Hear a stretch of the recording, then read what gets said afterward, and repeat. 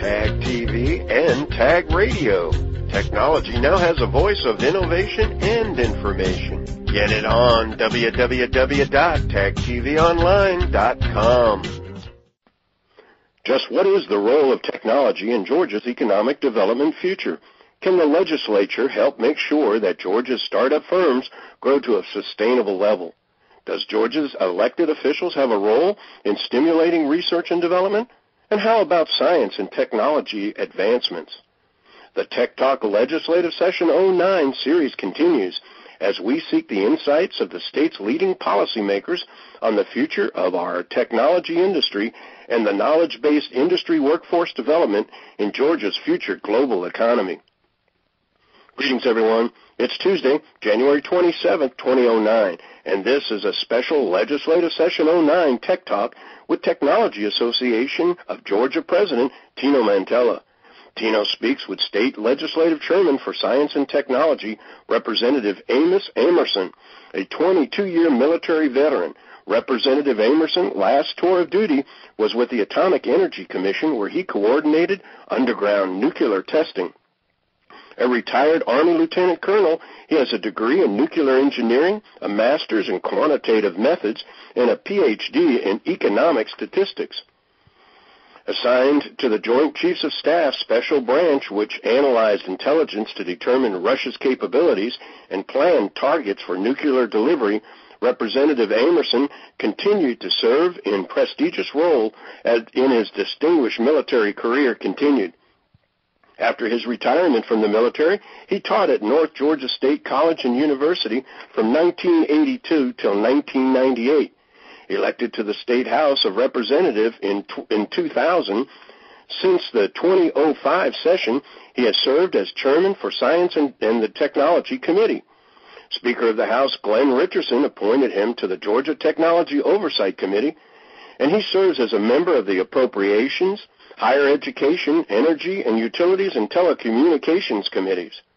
The Tech Talk Legislative Session 09 welcomes one of the state's most dynamic advocates of the development of technology in Georgia, as Tino speaks with State Representative and Chairman of the General Assembly's Committee on Science and Technology, Honorable Amos Amerson.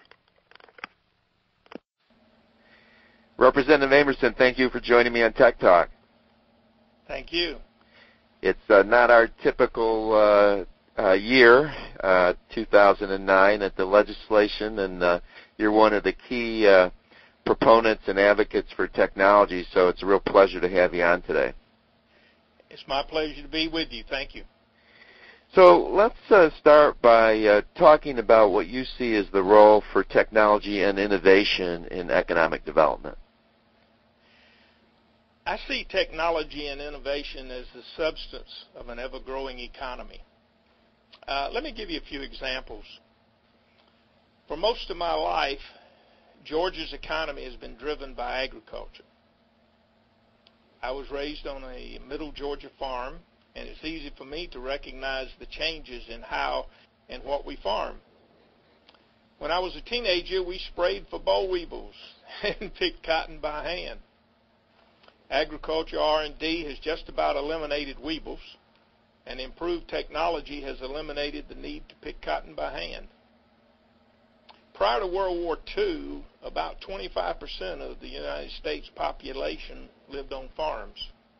Today, that is down to just over 2%. Think about that a moment. 7 million people feeding over 300 million, with enough left over to feed any country in Europe except Russia. A second example, Georgia has always housed a large military presence. Military bases have helped sustain specific communities like Atlanta, Augusta, Columbus, and Warner Robins. Military industrial complexes like Lockheed have provided jobs for millions of others. Technology and innovation have gradually and continually upgraded the weapons used in warfare and protecting the peace. The Lockheed history of developing and manufacturing airplanes is a history of developing technology in the aircraft industry, from propeller-driven planes to jets, from small passenger planes to bombers to huge passenger planes. Many of the technological developments of the military-industrial complexes led to new and better home appliances and improving the standards of living for all of us. The R&D necessary to putting a man on the moon led to miniaturization of electronic components now used in many of our products. The spin-offs from this R&D led to many of the comforts we take for granted today. In the electronics field, we prefer smaller, unless it's a new digital TV.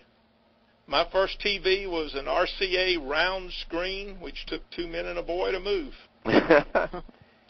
Technology and innovation not only led to new products, but to competition among suppliers to make them better and cheaper.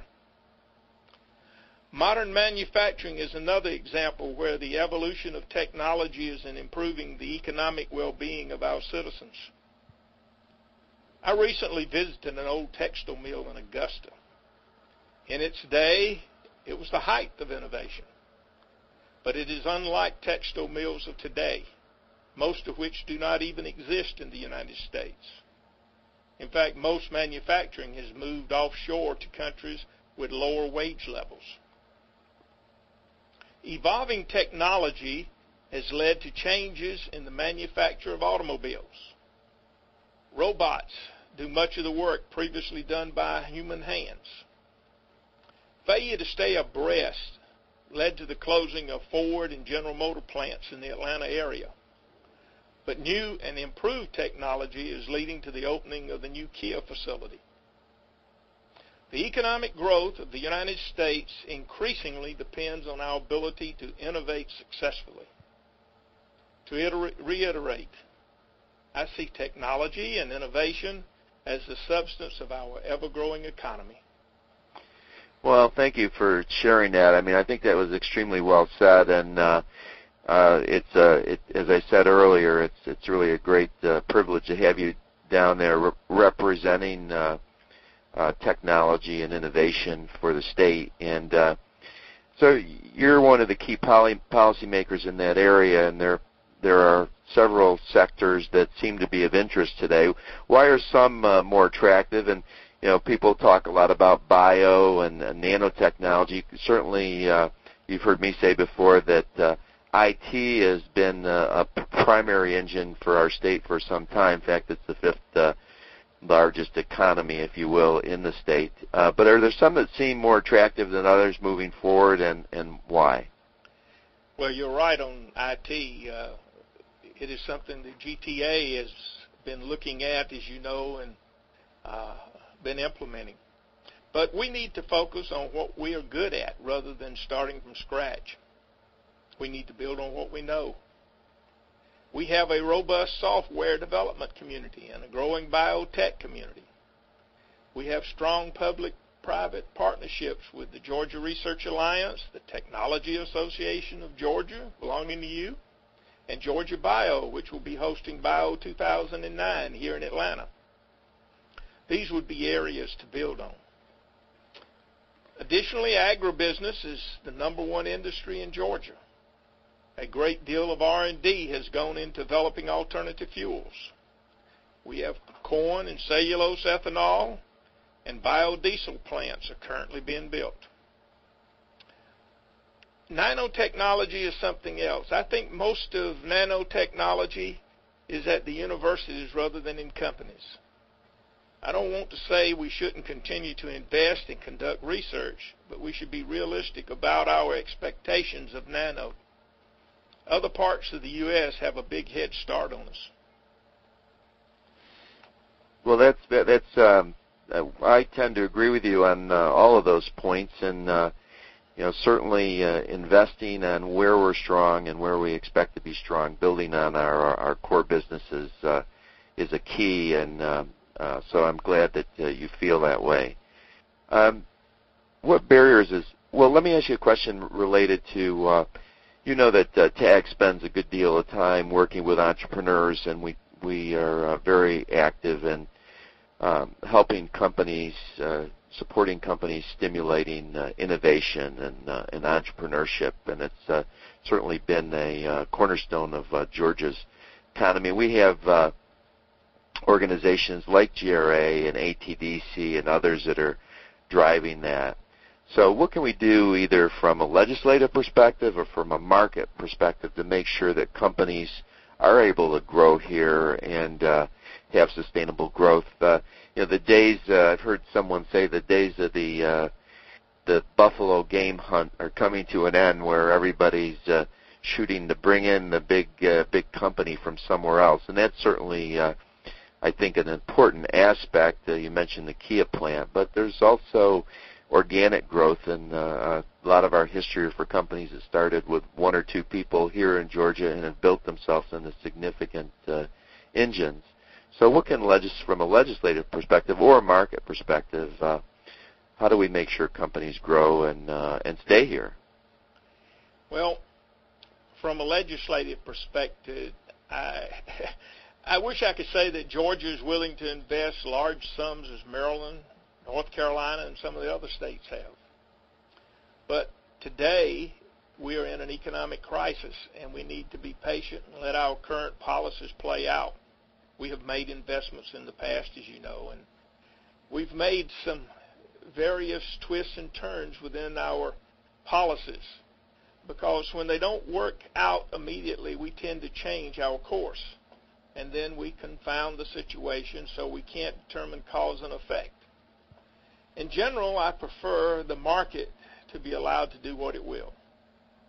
I also understand that R&D can be very expensive, but at the same time, it can and usually does have economic rewards for the community and for the state.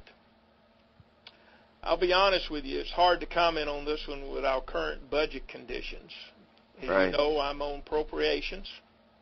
The governor's amended 09 budget proposes to eliminate $4.7 million from R&D and increasing the total reduction to $9.2 million through 2010.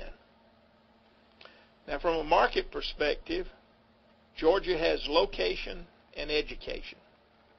We have 34 technical colleges capable of work-ready programs for any company that wants to either start here in Georgia or move to Georgia. We have the best roads in the southeast. All you have to do is ride from here to San Antonio, as I did recently, and you understand how much better Georgia roads are than any of our neighbors. We're in the process of connecting many of our small cities with fiber optic networks. All companies do not need to be within an hour's drive of Atlanta. I'd like to see a lot more of high-speed fiber optics, but that's also money that we're trying to put in. Well, you're having some very tough decisions to make, and I don't want to put you totally on the spot, but $9.2 million is a difficult pill to swallow when we've just talked about the importance of investment in technology. But the reductions, I understand, is $2 billion to $2.5 billion have to come from somewhere. So are the legislators going to have some, I'm sure they'll have some say in this, but how's the mood down there at the Capitol at this point? Well, the mood is very bleak, because we also know that the $2.2 billion has to come out of the budget. But yes, the legislature does have its say.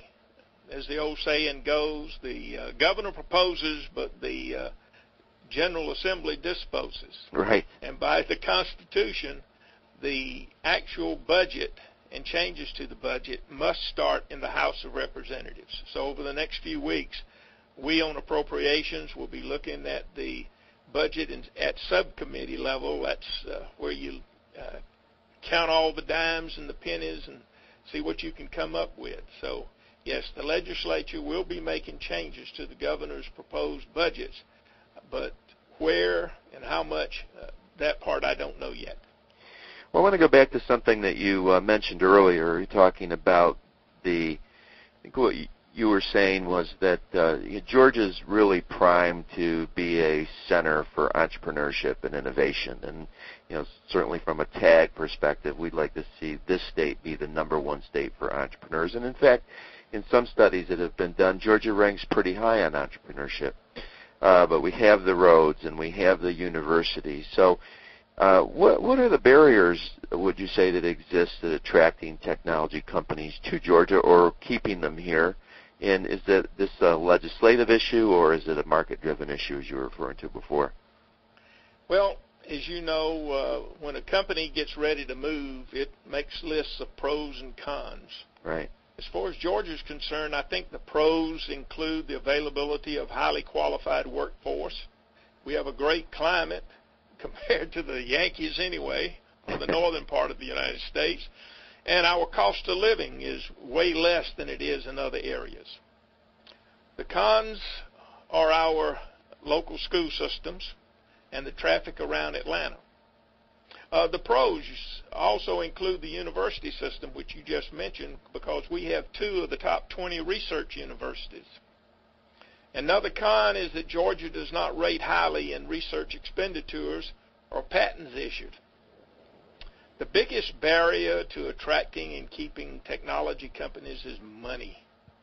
Georgia does not have a large, long-term, self-sustaining source of venture capital. In 2007, the total venture capital invested in Georgia was $475 million. Policymakers are trying to address these issues, but we haven't figured out how to conquer them. One possibility is to allow state employees' pension funds to invest in venture capital projects. I believe that Georgia is the only state which does not allow this type of investment. So you probably will see some legislation this year to change that. Well, we're certainly hoping for that. This alternative funding bill has been kicking around for more years than I've been in town, and that's 7. So, but I'm glad that I think the message is the clue. The method or PR or whatever you want to call it, you have to sell it to the citizens, and the people involved haven't really been sold on the idea.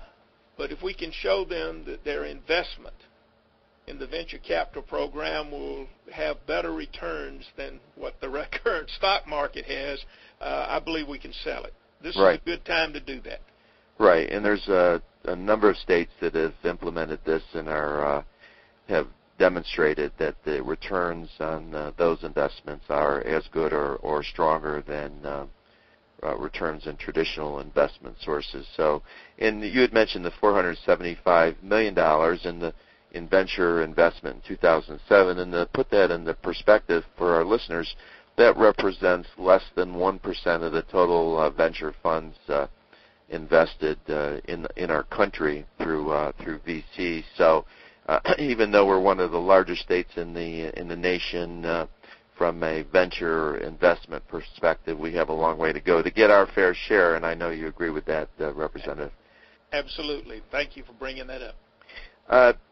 Let's move on to the role of the state in stimulating R&D. I know that the universities now are investing in a cumulative way over $1 billion a year in R&D, but as you have mentioned, it's not enough. And so how would you look at it from a state perspective?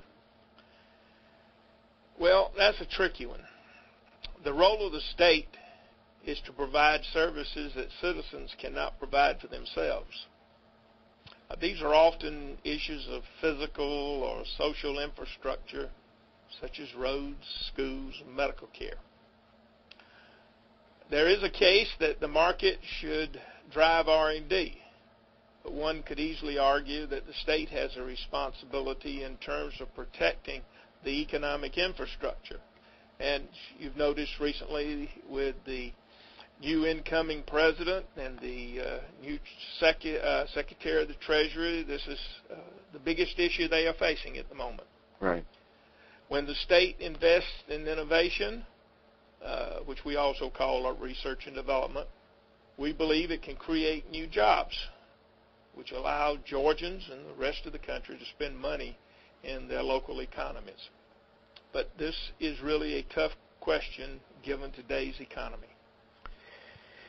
So it's a longer-term play, I would say, so people like to see short-term results, sort of like the stock market, which isn't performing now, as we know. But let's move back to just other legislative agenda issues. TAG has 4 platform agenda issues this year, and one of them has to do with STEM, science, technology, engineering, and math, with a goal of getting more of Georgia students coming out of high school and going into college and graduating with a STEM-related degree. What would you say are the most important steps we can take towards helping to improve STEM education in Georgia? And you and I would probably say helping to improve education in Georgia with a focus on STEM. Quite true, and this is a very important issue with me and has been for a number of years. And I know it's important for the governor, too. He's offering financial incentives to principals, teachers for improving scores in math and science. I think this is fine, but in my opinion, the focus should be on the students rather than on the teachers. There are all kinds of things we can do.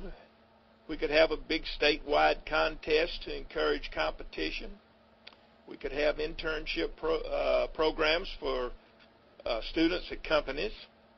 We could offer incentives to students willing to study science, technology, engineering, and math in college. I also think we need to do a better job of explaining the reason why STEM education is so critical and how it feeds into the workforce and subsequently into the economy. I remember back in the late 60s when Lyndon Johnson wanted to include a black person in the astronaut program. And the requirement in the astronaut program was for engineers. And when they started searching for someone of color to be an astronaut, they found that the most brilliant people of color were going into business because that's where the money was. Right. And so you have to provide an incentive for people to do things.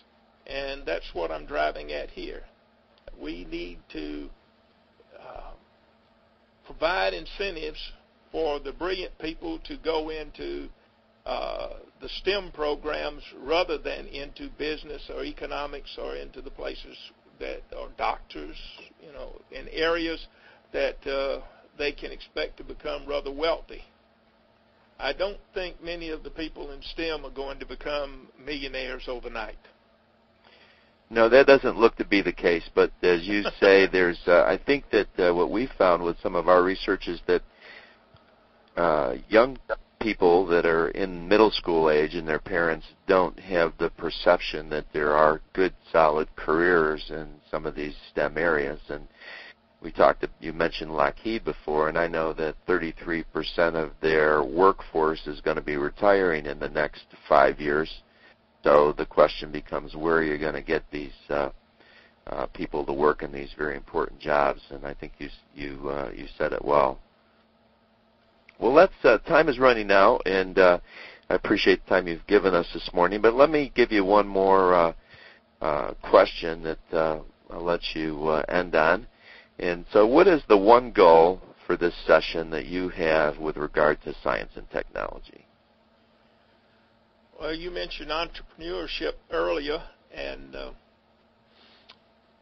I believe the stakeholders in the science and technology community are looking for leadership, support, and direction from policymakers. I'd like to help provide that in concert with my colleagues in the Senate and in the governor's office. One of the proposals on the table is a study committee to explore the role of science and technology in stimulating and sustaining Georgia's economy. I support this wholeheartedly, and I believe it's an appropriate step forward, particularly in these tough budget times. And thank you for allowing me to be with you this morning. Well, thank you very much for joining me on Tech Talk today.